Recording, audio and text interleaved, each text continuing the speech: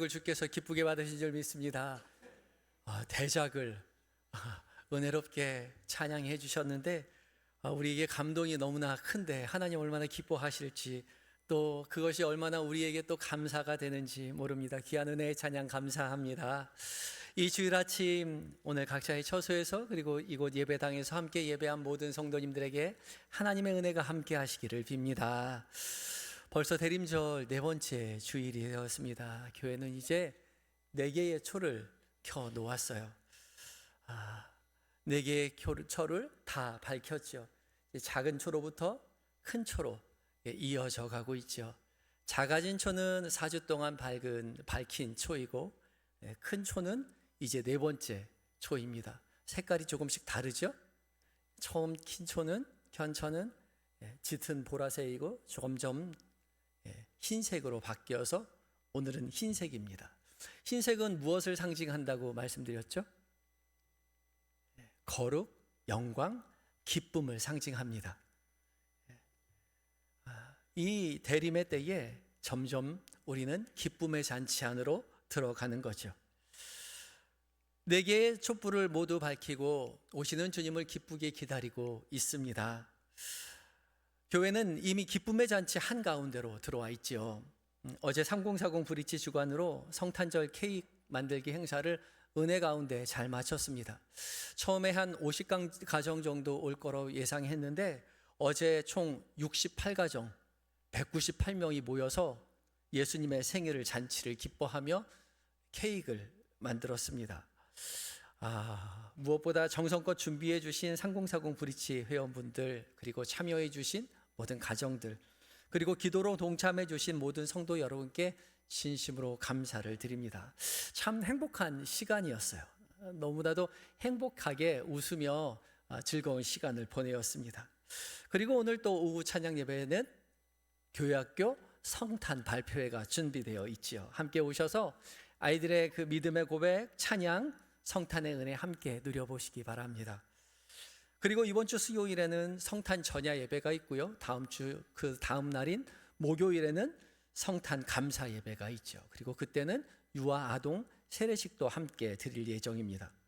그리고 성탄절 오후에는 또 노숙인 취약계층 이웃과 함께하는 크리스마스 나눔 행사가 영등포공원 원용광장에서 진행될 예정입니다. 무슨 이렇게 행사들이 많나 싶은데 그 모든 일정들이 여러분과 함께 오시는 주님 성탄을 축하하기 위해서 준비된 자리입니다. 주보에 자세하게 나와 있으니까요. 주보 참조하셔서 성탄 주간의 여러 행사와 예배에 꼭 참여하셔서 성탄의 기쁨을 함께 누리시는 한 주가 되셨으면 좋겠습니다. 우리 그런 마음 가지고 옆 사람과 이렇게 인사했으면 좋겠습니다. 함께 기뻐하며 오시는 주님을 기다립시다.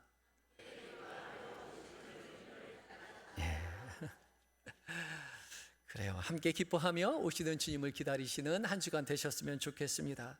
대림절 4번째 주일을 맞이해서 오늘 우리가 함께 봉독한 이사야서와 마태복음의 말씀은 임마누엘, 하나님이 우리와 함께 하신다라는 말씀이죠. 임마누엘은 우리에게도 너무나도 익숙한 이름입니다. 너무 익숙해서 별다른 감흥 없이 그냥 듣고 지나치기 쉬운 이름이 바로 임마누엘이죠. 그러나 오늘 하나님께서 우리에게 들려주신 이 임마누엘이라는 이름은 결코 가볍게 지나쳐서는 안 될 중요한 이름입니다. 주님의 오심을 기다리는 이 대림절에 하나님께서는 예수님의 이름을 굳이 임마누엘이라고 부르신 이유가 오늘 분명하게 우리의 귀에 들려져야 한다는 거죠. 왜 하나님은 우리를 구원하실 예수님의 이름을 임마누엘이라고 소개하신 걸까요? 그 임마누엘이라는 이름이 대림절 4째 주간을 지나고 있는 우리에게 어떤 의미로 다가와야 할까요? 오늘 함께 말씀을 묵상하며 은혜를 나누려고 합니다. 무엇보다 첫 번째 임마누엘이라는 이름은 위기의 시대를 살아가는 자들에게 들려져야 할 하나님의 언약이라는 사실입니다. 함께 읽어봅니다. 시작.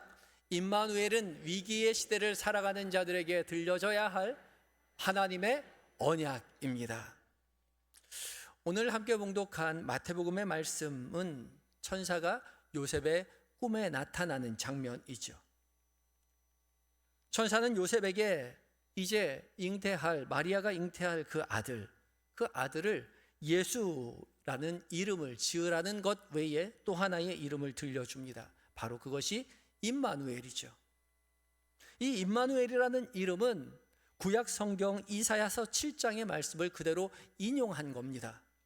그런데 이사야서 7장을 살펴보면 그 임마누엘이라는 이 이름이 왜 어떤 상황에서 불려지고 있는가를 아주 분명하게 드러내주고 있습니다. 7장 2절 말씀 함께 읽어봅니다. 2절입니다. 시작. 어떤 사람이 다윗의 집에 알려 이르되 아람이 에브라임과 동맹하였다 하였으므로 왕의 마음과 그의 백성의 마음이 숲이 바람의 흔들림 같이 흔들렸더라. 어떤 사람이 다윗의 집, 그러니까 남유다의 왕가에 알려 이르되 아람이, 북쪽의 아람이라는 나라가 에브라임 곧 북이스라엘과 동맹하였다라는 소식을 알려주었더니 왕의 마음과 그의 백성의 마음이 숲이 바람의 흔들림 같이 흔들렸더라. 거센 바람이 불어오면 숲이 큰 소리를 내며 흔들리죠. 이 절체절명의 위기 속에서 하나님은 이사야를 남유다의 왕이었던 아하스에게 보내시죠. 그리고 여호와 하나님 앞에 징조를 구해라. 높은 곳에서든지 낮은 곳에서든지 그 징조를 구해라 라고 가르쳐 주십니다. 그렇지만 아하스는 이 이사야가 전하는 하나님의 말씀에 단호히 거절을 합니다. 12절 말씀 함께 읽어봅니다. 12절입니다. 시작. 아하스가 이르되 나는 구하지 아니하겠나이다. 나는 여호와를 시험하지 아니하겠나이다 한지라. 나는 구하지 않겠습니다. 나는 여호와를 시험하지 않겠습니다.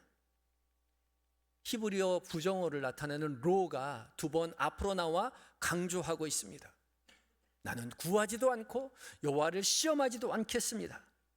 이 말을 들으면 아하스 왕이 굉장히 믿음이 좋은 사람인 것처럼 보이지만 결코 이 말은 믿음에서 나온 말이 아니었습니다. 자신의 불신앙을 그럴듯한 말로 포장했을 뿐이죠. 왜냐하면 아하스는 이미 보이지 않는 하나님이 아니라 보이는 당시 신흥 강국으로 떠오르던 아수르를 의지하기로 결정했기 때문이죠. 그래서 하나님께 묻지 않겠다는 아하스의 이 말은 하나님이 아닌 다른 대안을 나는 이미 선택했다라는 것을 뜻합니다. 이 말을 들은 하나님께서 계속해서 이렇게 말씀을 전하시죠. 14절입니다. 함께 읽어봅니다. 시작.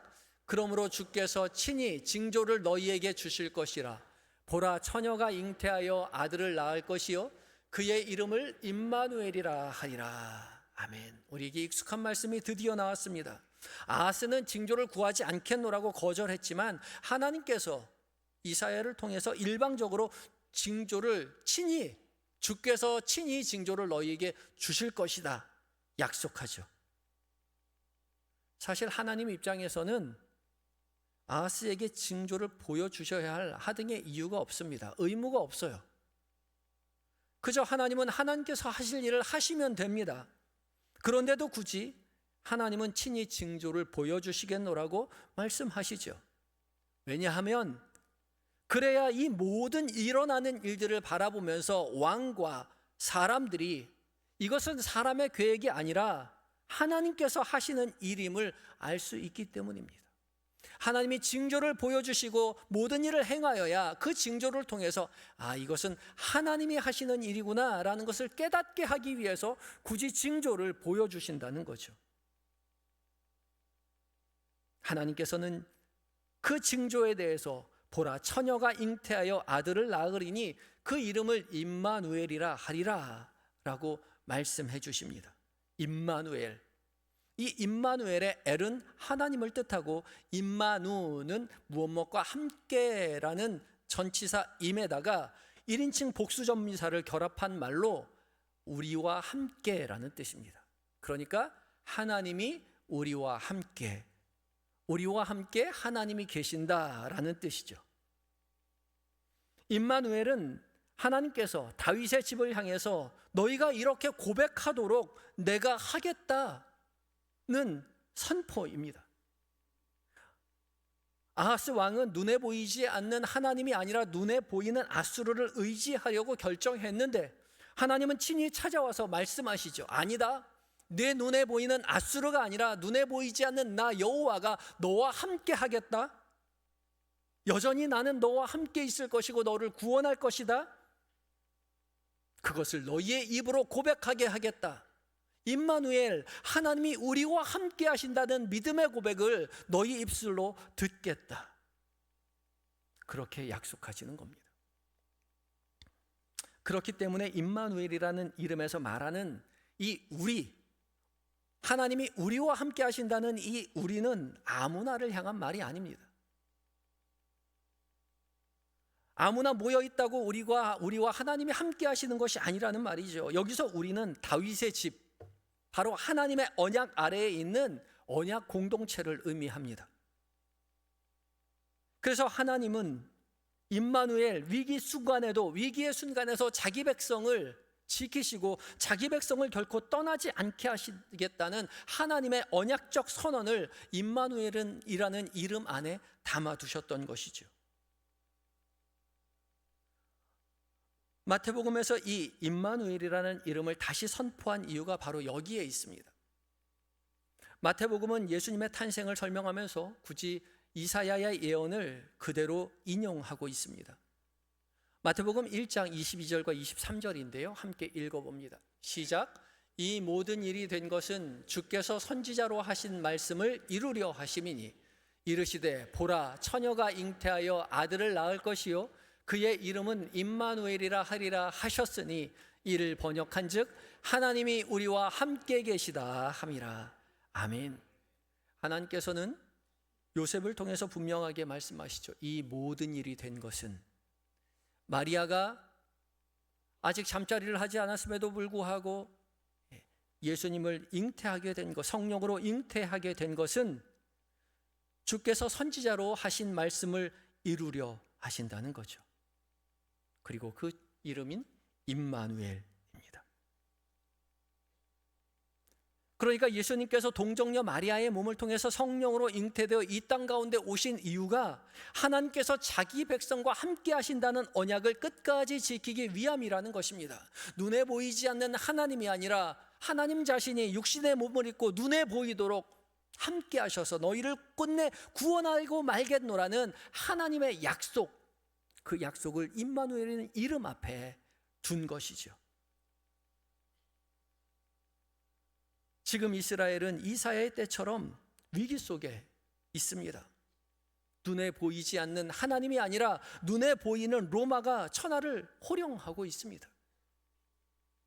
이런 이스라엘의 위기 가운데 들려졌던 하나님의 이 임마누엘이라는 그 이름의 약속이 예수 그리스도를 통해서 완전히 성취되었죠.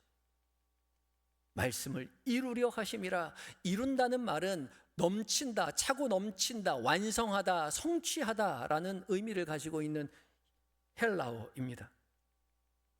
하나님 자신이 직접 인간의 몸을 입고 이 땅에 오셔서 자기 백성들과 함께 하시며 자기 백성을 직접 구원해 주셨죠.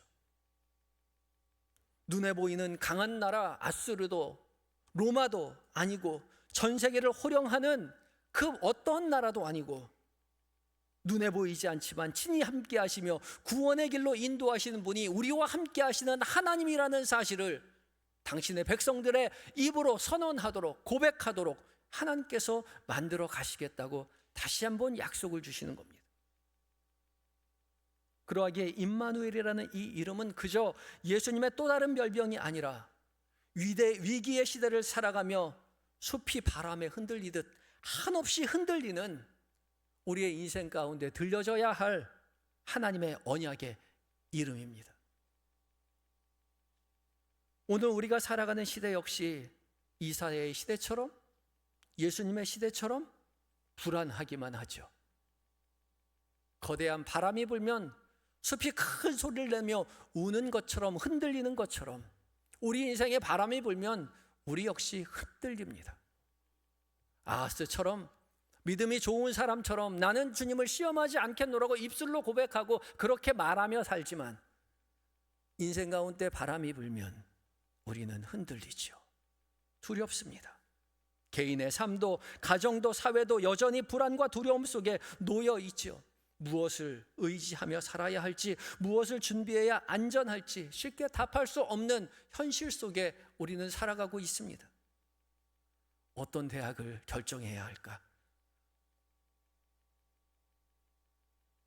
어떤 사람은 AR을 공부한다고 하기도 하고, 어떤 사람은 좋은 직장, 안정된 직장을 가져야 한다고 이야기하기도 하고, 어떤 사람은 주식을 사두어야 한다고 얘기하기도 하고, 어떤 사람은 자격증 하나라도 젊었을 때 준비해 놓아야 한다고 그렇게 말하기도 하지요.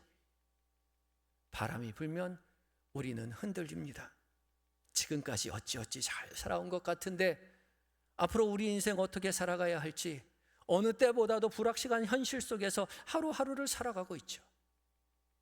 그러나 바로 이 위기의 시대를 살고 있는 우리에게 하나님은 찾아오셔서 임마누엘, 내가 너와 함께 하겠다라고 말씀하시면 너의 입술로 하나님이 우리와 함께 하신다는 그 믿음의 고백을 하는 것을 내 귀로 듣겠다 말씀하시죠. 사랑하는 내 아들아, 내 백성아, 내 자녀야, 내가 너와 함께 한단다. 두려워하지 말아라. 내가 너를 도와주겠다. 이 음성을 우리가 들어야 합니다. 불확실한 세상 속에서 눈에 잡힐 것만 같은 세상의 것을 의지하는 것이 아니라 눈에 보이지 않아도 여전히 우리와 함께 하시며 우리의 인생의 길을 지키시고 보호하시고 구원의 길로 인도하시는 우리 하나님이심을 우리의 입술로 고백하며 임마누엘의 하나님을 세상 가운데 선포하며 살아가시는 저와 여러분이 되시기를 예수 그리스도의 이름으로 축복합니다. 두 번째 우리가 기억해야 할 것은 임마누엘이라는 이름은 혼자가 아니라 함께 기다리는 공동체를 향한 하나님의 언약이라는 사실입니다. 함께 읽어봅니다. 시작. 임마누엘은 혼자가 아니라 함께 기다리는 공동체를 향한 하나님의 언약입니다. 하나님은 우리에게 임마누엘, 나는 여전히 너희와 함께 있다라고 말씀하고 계시죠. 여기서 눈여겨보아야 할 단어가 바로 우리라는 단어입니다. 우리요. 임마누엘은 한 사람의 개인이 아니라 함께 기다리는 공동체에게 주어지는 하나님의 언약입니다. 오늘 봉독한 복음서인 마태복음 1장을 보면 예수님의 탄생 이야기가 마리아보다 요셉의 선택과 결단을 중심으로 전개되는 것을 볼 수 있습니다. 요셉은 약혼한 마리아가 아기를 가졌다는 사실을 알게 되었을 때 처음에 조용히 드러내지 않고 끊고자 하였습니다. 그런데 바로 그때 하나님께서 천사를 보내셔서 요셉의 꿈에 나타나 말씀해 주시죠. 20절 말씀입니다. 20절 말씀 함께 읽어봅니다. 시작. 이 일을 생각할 때에 주의 사자가 현몽하여 이르되 다윗의 자손 요셉아, 네 아내 마리아 데려오기를 무서워하지 말라. 그에게 잉태된 자는 성령으로 된 것이라. 아멘. 이 일을 생각할 때에 어떤 생각입니까? 가만히 끊고자 했었던, 결혼을 취소하려고 했던 그 마음을 가지고 있을 때에 주의 사자 천사가 현몽 꿈에 나타나 이르되 다윗의 자손 요셉아, 내 아내 마리아 데려오기를 무서워하지 말라. 지금 요셉은 무서워하고 있다는 거죠. 두려워하고 있습니다. 왜냐하면 이 일은 요셉 개인이 해결할 수 있는 문제가 아니었기 때문에 그렇습니다. 고대 이스라엘의 결혼은 개인의 일이 아니라 가문의 일이었습니다. 우리도 예전엔 그랬죠. 결혼은 가문의 일입니다. 특별히 결혼을 준비하고 결혼 날짜를 정하고, 그래서 아내를 데리고 오는 모든 권한은 결혼하는 신랑에게 있지 않고 결혼을 시켜주는 신랑의 아버지에게, 그 집 가장에게 있었습니다. 신랑의 가문과 신부의 가문, 두 가문이 두 사람을 혼인하기로 약속하면 약속, 그 약혼 그 자체로 이미 법적으로 결혼한 상황과 마찬가지입니다. 그리고 1년을 통해서 결혼식을 준비하는 거죠. 결혼식을 통해서 자기 집, 자기 가문으로 신랑이 신부를 데리고 오는 것이었습니다. 신랑은 1년 동안 자기 아버지의 집 바로 곁에 자기가 살 집을 마련해야 했습니다. 그리고 신부는 신랑이 찾아올 날짜를 묻지 않은 채 신랑이 자기만을 데려가기를 간절히 기다렸죠. 이 모든 날짜와 절차는 모두 신랑 개인의 결정이 아니라 신랑의 아버지를 중심으로 한 가문의 결정이었습니다. 그래서 요셉은 두려워합니다. 이미 아이를 잉태한 마리아를 데리고 오는 것은 자기 자신만 망신을 당하는 것이 아니라 가문 전체가 망신을 당할 만한 일이었기 때문에 그렇습니다. 그런데도 하나님은 요셉에게 마리아를 데리고 오라고 말씀하시죠. 이때 주의 사자가 요셉에게 요셉을 뭐라고 불렀는지 혹시 기억하십니까? 20절 말씀 다시 한번 읽어봅니다. 함께 읽습니다. 시작. 이 일을 생각할 때에 주의 사자가 현몽하여 이르되 다윗의 자손 요셉아 내 아내 마리아 데려오기를 무서워하지 말라. 그에게 잉태된 자는 성령으로 된 것이니라. 아멘. 천사는 요셉을 그냥 요셉이라고 부르지도 않고 야곱의 아들 요셉이라고도 부르지 않고 다윗의 자손 요셉이라고 부르죠. 이 호칭 속에는 하나님의 분명한 의도가 담겨 있는 겁니다. 하나님은 지금 요셉에게 너의 결단이 결코 개인적인 차원도 아니고 가문의 차원도 아니고 하나님의 언약의 안에 있는 자손으로서의 결단이라고 말씀하고 계시는 거죠. 한 가문의 체면이나 명예를 걸고 하는 것보다 훨씬 더 큰 다윗의 자손으로서 요셉은 결정해야만 하는 것입니다. 다윗의 자손이라는 이 호칭은 지금 요셉이 언약의 공동체로서 순종을 요구받고 있음을 말씀하고 계시는 거죠. 그리고 천사의 이 말에 요셉은 순종을 하게 됩니다. 24절 말씀입니다. 함께 읽습니다. 시작. 요셉이 잠에서 깨어 일어나 주의 사자의 분부대로 행하여 그의 아내를 데려왔으나 아들을 낳기까지 동침하지 아니하더니 낳음의 이름을 예수라 하니라. 아멘. 요셉은 잠에서 깨어서 주의 사자의 분부대로 행합니다. 자신의 개인적인 판단이나 감정을 따라 결정한 것이 아닙니다. 주의 사자의 분부대로 순종하여 마리아를 집으로 데리고 오고 아들을 낳기까지 동침하지 않죠. 하나님의 말씀에 순종한 것입니다. 그리고 그 이름을 주의 사자가 가르쳐준 그대로 예수라 이름합니다. 그러하기에 임마누엘이라는 이 이름은 한 개인을 향한 약속이 아니라 다윗의 자손, 하나님의 언약 공동체를 향한 하나님의 약속임을 우리는 마음속에 염두해 두어야 합니다. 이 사실을 초대교회 성도들 역시 잘 알고 있었습니다. 하나님의 구원이라는 것은 언제나 개인적인 차원을 넘어서 언약의 공동체 안에서 이루어진다는 거죠. 그래서 예수님께서도 제자들을 부르실 때 공동체를 세우셨고 제자들에게 가르쳐주신 기도 역시 공동체의 기도입니다. 처음부터 끝까지 내가 아니라 우리이죠. 하늘에 계신 우리 아버지, 우리의 죄를 사하여 주시고 우리를 시험에 들게 하지 마시옵고 우리입니다. 임마누엘의 신앙은 혼자 버티는 신앙이 아니라 믿음의 공동체가 함께 모여 기다리는 신앙입니다.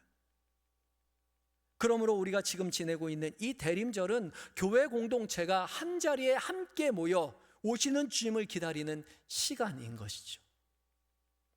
불안한 시대를 살아가는 우리는 홀로 스스로 골방에 앉아서 믿음을 지켜가는 것이 아니라 교회 공동체로 함께 모여 함께 믿음의 길을 걸어가는 것입니다. 신앙을 함께 지켜내는 거예요.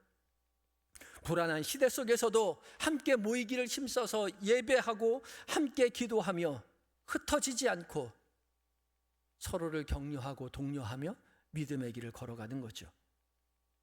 우리 모두는 각자의 삶의 자리에서 불안한 삶을 살아갑니다. 바람이 불면 여전히 우리는 흔들려요. 흔들리지만 함께 모여 서로 흔들릴 때에 붙잡아 주어야 한다는 것이죠. 우리는 언약의 공동체이니 우리와 함께 하시는 주님을 의지하며 흔들림 속에서 기다리는 주님을 함께 기억하고 예배하고 찬양하고 오시는 주님을 기다리는 것입니다. 교회는 결코 각자 알아서 생각하고 살아남자라고 가르치지 않습니다. 임마누엘이는 약속 아래 함께 기다리고 함께 견디며 함께 순종하는 공동체를 세워가자고 말하죠.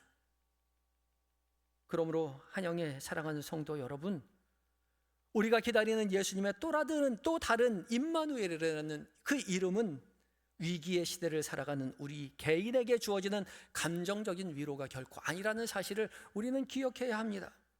언약의 공동체를 향해 주어진 하나님의 확실한 약속입니다. 그러하기에 대림절을 지내며 임마누엘의 주님을 기다리는 우리가 가져야 할 신앙의 태도는 확실합니다. 혼자 기다리려고 하지 마세요. 곁에 있는 사람과 함께 기다리시기 바랍니다. 혼자 믿음으로 서려고 하지 마세요. 공동체 안에서 함께 서셔야 합니다. 옆에 있는 사람의 손을 붙잡아야 합니다. 나도 흔들리지만 흔들리는 사람들과 함께 곁에서 손을 붙잡고 서로를 위로하고 격려하며 약속을 붙잡아야 하는 거죠. 주님은 언약의 공동체 안에 함께 하시겠노라고 우리에게 약속하셨습니다. 믿음으로 고백하며 하나님이 우리와 함께 하심을 곁에 있는 사람에게 증언하며 믿음의 길 걸어가야 할 것입니다. 임마누엘, 하나님은 우리와 함께 하십니다. 아멘이십니까? 아멘입니다. 우리가 약속을 붙잡고 믿음의 길을 함께 걸어갈 때에 주님은 우리와 함께 하시며 흔들리는 세상 속에서 승리하는 믿음의 삶을 살게 하여 주실 것입니다. 하나님의 이 선언이 오늘 이 자리에서 예배하는 한영의 공동체의 모든 성도들에게 선포되어 함께 예배하고 함께 기도하며 함께 오시는 주님을 기다리는 저와 여러분이 되시기를 예수 그리스도의 이름으로 축복합니다. 함께 기도하시겠습니다.